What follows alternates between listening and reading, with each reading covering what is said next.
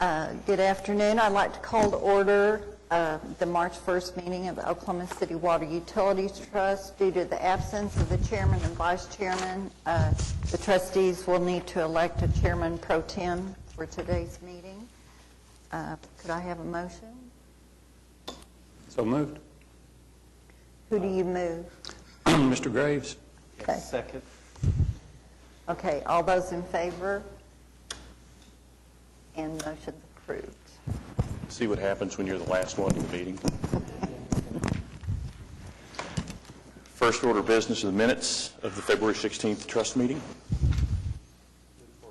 Second. It's a motion and a second. All those in favor voting?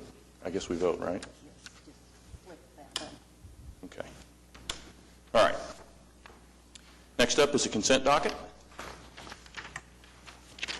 Move the consent docket subject to individual consideration. There's a motion and a second. Any discussion? Hearing none. All right. Next up is the concurrence docket. Second. There's a motion and a second. Any discussion? Concurrence docket passes. Items for individual consideration. A resolution ratifying the actions of the general manager and approving consent order with the Oklahoma Department of Environmental Quality. Mr. Chairman, if I may, we had a water line break. We actually had a big leak, and then we had a break within a couple of hundred feet of Deep Fork Creek. Water line maintenance makes efforts to stop water from flowing directly to creeks where the water may hurt fish. In this case, they really had no ability to stop the flow and had done the damage before we actually arrived at the site. So we did, unfortunately, kill some fish in Deep Fork Creek east of Chartel Avenue, and as a result, we're given a fine, which is completely consistent with state and federal law. Move approval of the item. Second. Motion is second. Any discussion? Motion passes. Next up is a joint revocable permit with the City of Oklahoma City and all community events to hold the Glow Run, Stars and Stripes Park. Second. Motion is second. Any discussion? Motion passes. Any items from individual trustees? General Manager's report. Mr. Chairman and trustees, today we have a presentation by CDM Smith representatives about our progress on the Okotoka 2 or second Atoka pipeline. With us this afternoon is Mike Hughes, and he's going to introduce his cohorts. Hi, thank you, Marcia. Before I start, I'd like to introduce Rachel Harris. Rachel is part of our team and is responsible for the pipe procurement portions of our work. And I want to express appreciation for this, for the opportunity to provide this update to you this afternoon on this very important project. CDM Smith is providing overall planning services for the full build-out of the Oklahoma City raw water supply system necessary to transmit water from southeast Oklahoma to Oklahoma City. We're also providing design services related to the first phase of the project, which is the second Atoka pipeline, also known as Okotoka 2. Of those preliminary services, once those are completed, those deliverables will be provided to your 8 pipeline design engineers for use for their use completing their designs of the second Atoka pipeline. This update today is going to focus strictly on the first phase of the project, the second Atoka pipeline, or Okotoka 2. We're going to update you on the progress of survey work, the progress of a design standards manual, what it contains and what its status is, the overall system configuration for the first phase of improvements for the Atoka pipeline, second Atoka pipeline, and how that pipeline and that first phase might be implemented. The gentlemen you see in the photo are 2 of our teaming partners, our local teaming partners, Poe & Associates and Johnson & Associates. These firms are providing field data collection for survey. Once that field data collection is performed, The data will be converted into CAD files, electronic CAD files, by the Triad Design Group, who is our third local teaming partner, and that will be what is used by your 8 pipeline designers in their designs. For the status of that survey, the survey has completed, we've completed the boundary survey, the control survey, and about 40% of the topographic survey. Crews began at about the middle of the pipeline. You can see on the map on your screens the McGee Creek Reservoir in the lower right-hand corner and the existing McGee Creek line that pumps water from the McGee Creek Reservoir to the Atoka Reservoir. And in blue, you can see the existing Atoka pipeline, which transmits water from the Atoka Reservoir to the terminal reservoir, Lake Stanley Draper in Oklahoma City. Those crews, as I mentioned before, they began in the middle of the pipeline and worked their ways north and south, with Poe going to the north and Johnson Associates to the south. That topographic survey is about 40% complete. That means about 38 miles of topographic data collection has been completed. Once that is done, the Triad Design Group will convert that to the digital files necessary for your 8 pipeline designers' final designs. The work is currently on schedule. This middle piece here, this first piece that we talked about, is scheduled to be delivered in April. And as they're working outward, we will deliver the next pieces in May, shown in purple, and the final pieces in June. The Pipeline Design Standards Manual is a manual that your 8 pipeline designers will use in their designs of the second Atoka pipeline. There are 3 main components of the manual. They are the CAD standards for consistent plan presentation. That's the line weights and types, all of the features of the plan so that they look consistent among the 8 different designers.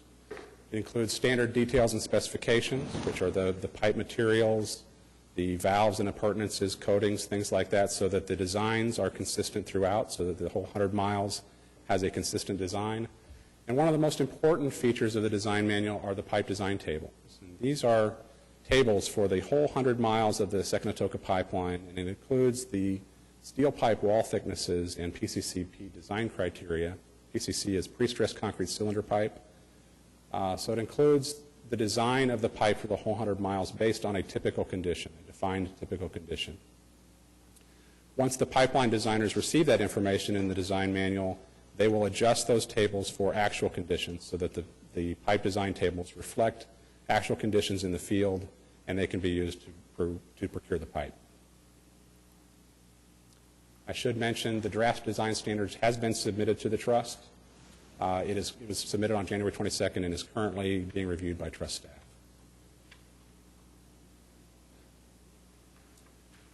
We've done extensive modeling of your system, your entire raw water supply system, and we've developed 2 alternatives that will work to transmit the necessary water from southeast Oklahoma. These 2 systems are a dual 66-inch pipe system, and the second scenario is a 72-inch and 60-inch piping system. As I mentioned, both of these systems will work. We've modeled them extensively, and they'll both provide the necessary capacity. Back to our map. This is a description, a visual description of the improvements for both alternatives. The first alternative being the dual 66-inch pipeline. The first phase of this alternative would include the construction of a new 66-inch second Atoka pipeline, a new pump station at Lake Atoka, or Atoka Reservoir, and 3 additional booster pump stations along the pipeline route, for a total of 4 pump stations constructed in the first phase.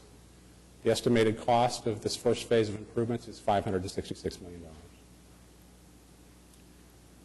The second scenario, the 72 60-inch scenario, would include the construction, first phase construction of a 72-inch pipeline, a new Atoka pump station, and 2 additional booster stations along the pipeline route, for a total of 3, as opposed to the 4 for the dual 66-inch option. The estimated cost of construction of these first phase improvements is $593 million. Some of the specifics of the 66-inch first phase second Atoka pipeline, some specific features. It does have a lower capital cost of $27 million for the first phase. However, it will require another pipeline, another 66-inch pipeline, to meet capacity requirements. and at that time, the limitations of your existing easement must be addressed. Specific features of the 72-inch first phase Second Atoka pipeline: the energy costs are lower by $500,000 to $1.5 million per year. It does have more capacity, and the first phase improvements require only 3 pump stations as opposed to 4 for the other alternative. We are recommending the 72 60-inch system configuration, and the primary reason for that is the opportunity to defer or possibly eliminate the significant costs associated with the third pipeline, the 66-inch pipeline, with the use of and prolonged use of the existing 60-inch pipeline in the 72-inch option. The previous study identified 2 pipe material types: steel pipe and pre-stressed concrete cylinder pipe, or PCCP. We are intending to continue with procurement and design of both pipe materials.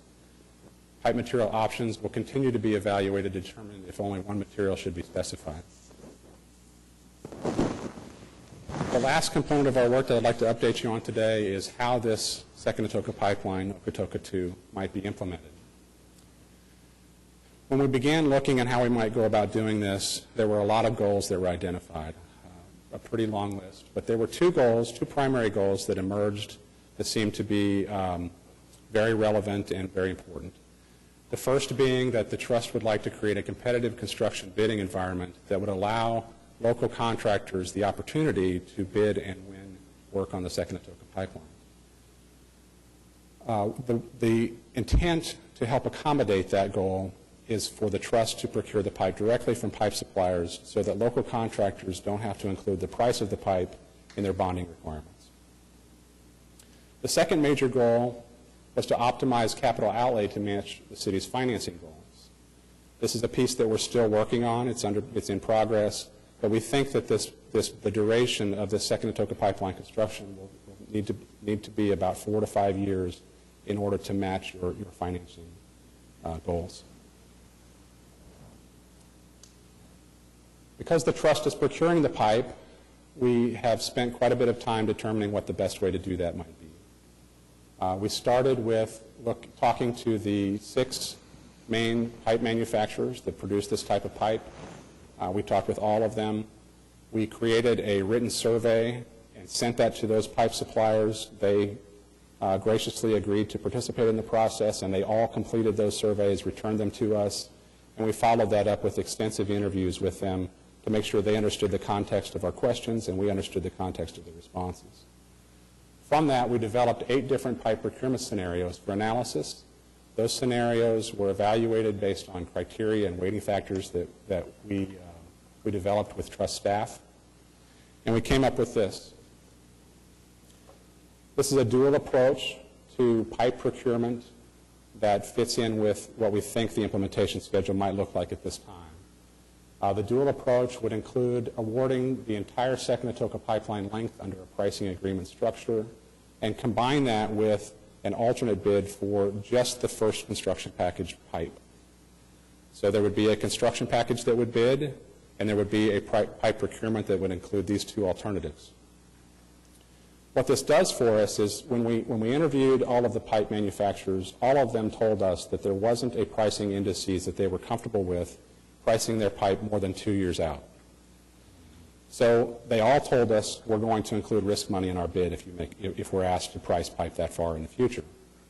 This option allows you to see what current prices are for pipe today with the 10-mile option, because you're going to have that price as a fixed price, and compare that to the price of the pricing agreement. So you can see exactly what that risk pricing means instead of speculating.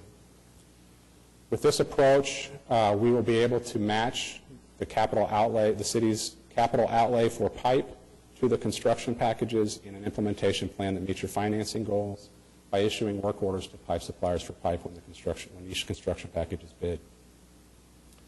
Once those bids are received, we'll be able to evaluate the bids and provide a better recommendation for how to move forward at that time and how we might go about implementing the Second Atoka pipeline.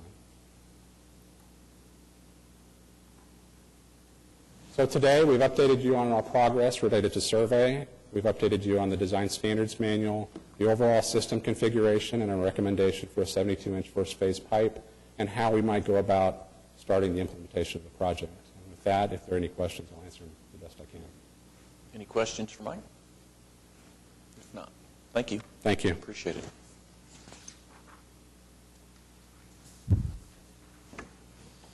Another item?